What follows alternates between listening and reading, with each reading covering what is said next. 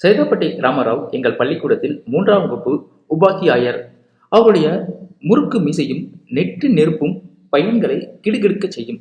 அவர் வகுப்பு அறையில் உக்கிரமூர்த்தியாகத்தான் விளங்குவார். அறையை விட்டு வெளியே வந்தால் சிரித்த முகத்துடன் எல்லோருடனும் பேசுவார் ராமராவ். படிப்பை பையன்கள் கவனமாக கேட்க வேண்டும் என்பதற்கு அவர் வைத்துக்கொண்ட ஆயுதமே அந்த முறைப்பு. ஒரு முறை முறைத்தால் பையன்கள் எல்லோரும் அலறுவார்கள். கால் பரீட்சை முடிந்து நவராத்திரிக்கு விடுமுறை விட்டார்கள். விடுமுறை முடிந்து பள்ளி திறந்து அன்றுதான் முதல் நாள். சாமராவ் வகுப்பில் எல்லா பையன்களும் வந்திருந்தார்கள். ஆனால் மற்ற வகுப்புகளில் பெரும்பாலோர் வரவில்லை. மேலும் அன்று ஒருவரும் பாடம் நடத்தவில்லை. ஆசிரியர்கள் சில பையன்களின் மார்க்குகளை கேட்டு சந்தோஷப்படுவதும் சில பையன்களின் மார்க்குகளை கேட்டு கேலி செய்வதுமாக இருந்தார்கள்.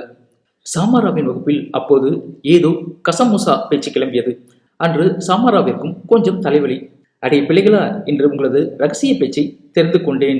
இன்று பாடம் வேண்டாம் என்றுதானே சொல்கிறீர்கள்? அப்படியே பாடம் வேண்டாம், நல்ல கதையாக யாராவது ஒருவர் சொல்லுங்கள் பார்ப்போம் என்றார். சார், என் தாத்தா மனிதன்தான் கெட்டிக்காரன் என்று ஒரு கதை சொன்னார்.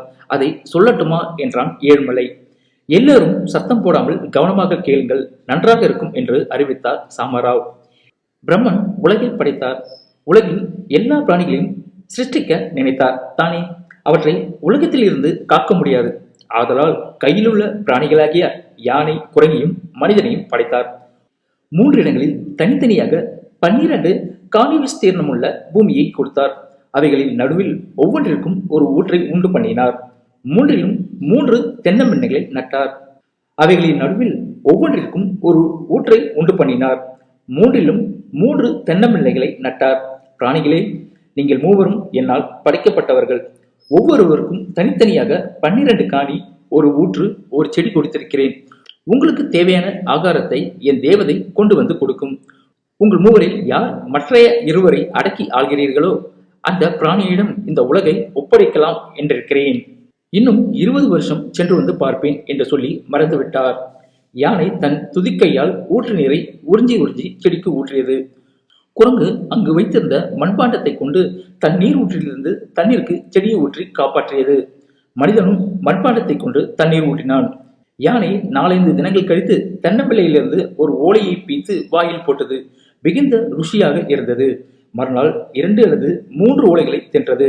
3வது நாள் மொத்த ஓலைகளையும் முறித்து தின்றுவிட்டது. அந்த செடி அடியோடு போய்விட்டது.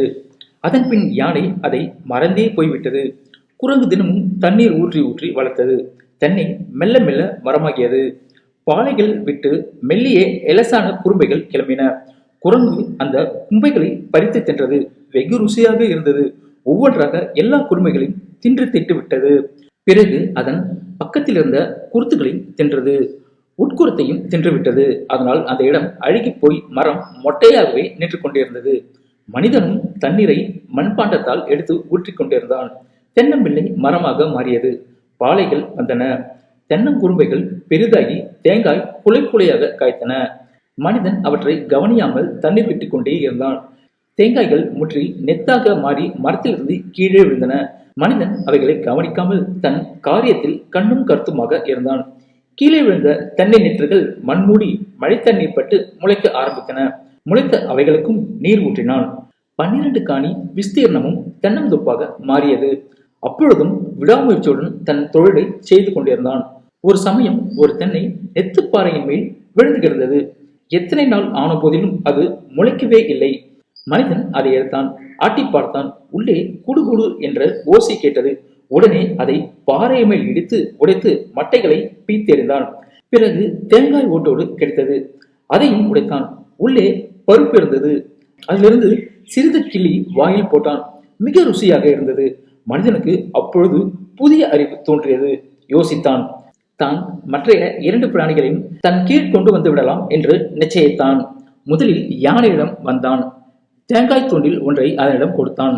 அது சாப்பிட்டு விட்டு தனக்கு இன்னும் கொஞ்சம் வேண்டும் என்றது. நாளைக்கு குடிக்கிறேன், ஆனால் நான் சொன்னபடி செய்ய வேண்டும் என்றான். அப்படியே செய்கிறேன் என்றது யானை.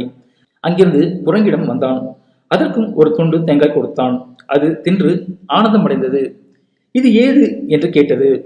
வேண்டுமானால் நாளை நான் கொண்டு தருகிறேன், ஆனால் நான் சொன்னபடி நீ கேட்க வேண்டும் என்றான். அதுவும் அப்படியே ஒப்புக்கொண்டது.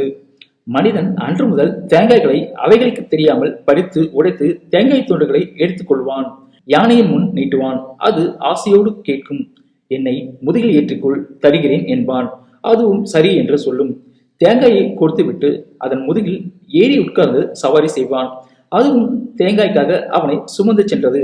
அப்படியே குரங்கிடம் கொடுப்பான். அதை தாத்தா தை தை என்று சொல்லி கூத்தாடும்படி செய்வான். இப்படியே கொஞ்ச நாள் சென்றது. பிரம்மன் குறிப்பிட்ட 20 ஆண்டுகள் பூர்த்தியடைந்தன. ஆனால் யானைக்கும் குறுங்குக்கும் அதை பற்றிய எண்ணமே இல்லை. மனிதன் பிரம்மனை எதிர்பார்த்து கொண்டே இருந்தான். பிரம்மன் முதலில் யானையை பார்த்து மற்றைய இருவரையும் அடக்கினாயா என்றார். அதை அன்றே மறந்துவிட்டேன், என்னால் முடியாது என்றது யானை. பிறகு குரங்கிடம் வந்து மற்றைய இருவரையும் அடக்கினாயா என்றார். எனக்கு எப்படி அடக்குவது என்றே தெரியவில்லை. அந்த செடிக்கு நீர் ஊற்றினேன், குறுத்து வந்தது, பிடித்து தின்றேன், பட்டு போய் அதே மொட்டை மரமாய் நிற்கிறது பாருங்கள் என்றது குரங்கு. பிறகு மனிதனிடம் சென்றார். மற்ற இருவரையும் அடக்கினாயா என்று கேட்டார். ஓ, அடக்கிவிட்டேன், உங்களுக்கு கொஞ்ச நேரத்தில் காண்பிக்கிறேன். ஆனால் உங்கள் எதிரில் நான் சொன்னபடி அவை செய்ய வெட்கப்படும். இந்த மரத்தின் கீழில் நீங்கள் மறைவாக உட்கார்ந்திருங்கள், நான் உங்களுக்கு காண்பிக்கிறேன் என்றார். அவரும் அப்படியே ஒப்புக்கொண்டார். மனிதன் தேங்காயை உடைத்து எடுத்துக்கொண்டான். யானையையும் குரங்கையும் தன் இருப்பிடத்திற்கு அழைத்து வந்தான். தேங்காயை கொடுத்து குரங்கை குதிக்க சொன்னான். அது குதித்தது. அம்மாதிரியே யானைக்கு கொடுத்தான். அதன் முதுகின் மேல் ஏறி உட்கார்ந்து சவாரி செய்தான். பிரம்மா இருக்கும் கிளையாண்டை வந்ததும் பிரம்மனையும் அந்த யானை மேல் உட்காரும்படி கேட்டுக்கொண்டான். இருவரும் சவாரி செய்தனர். குறிப்பிட்ட இடம் வந்ததும் பிரம்மா கீழே இறங்கி, உங்களில் மனிதன்தான் கெட்டிக்காரன், அவனிடம்தான் உலகை ஒப்படைத்திருக்கிறேன், அவன் சரியாக காப்பான் என்று சொல்லி மறைந்துவிட்டார். ஏழுமலை இந்த கதையை சொல்லி முடித்தான். ஆஹா, அருமையான கதை என்றார் சாமாராவ். ஆமாம் சார், மிக மிக அருமையான கதை என்றார்கள் மாணவர்களும். அவர்கள் சொன்னதை ஆமோதிப்பது போல் டான் டான் என்று முதல் மணியும் அடித்தது.